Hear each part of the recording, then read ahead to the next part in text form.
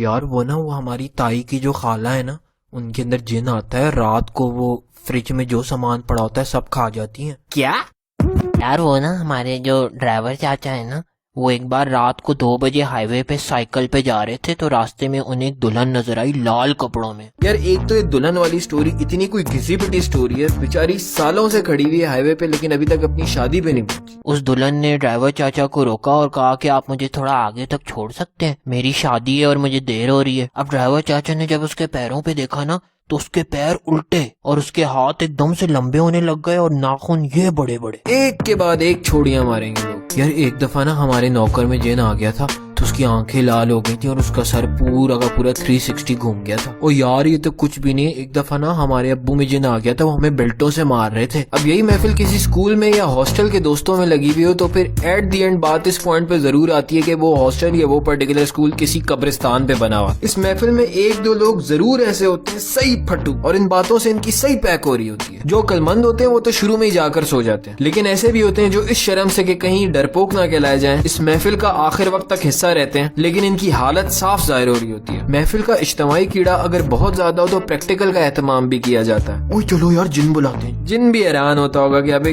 کن فارغ لوگوں سے پالا پڑ گیا۔ ابے فارغ انسانوں، تم لوگ کے پاس کوئی ڈھنگ کا کام نہیں ہے کرنے کو۔ Any of the spirit passing through this area please enter into this class۔ ابے اس میں کیسے گھسوں؟ چلو یار سارے ساتھ بولو، سارے ساتھ بولو۔ Any of the spirit passing through this area please enter into this class۔ Any of the spirit passing through this area please enter into this class۔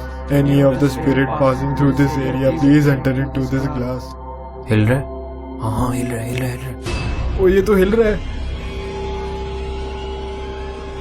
Oh shit۔ یار اوے تم ہلا رہے ہو نا؟ وہ بھائی میں نہیں ہلا رہا یار، کیا ہو گیا؟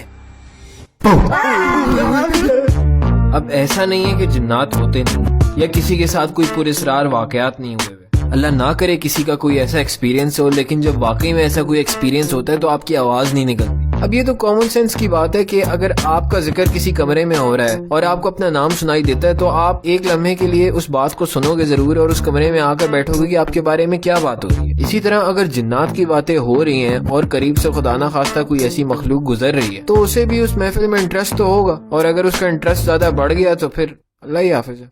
اگر آپ کی زندگی میں کبھی کوئی ایسا پراسرار واقعہ پیش آیا ہے تو پھر let me know in the comments. I'd love to know your experiences۔ ملتے ہیں اگلی ویڈیو میں۔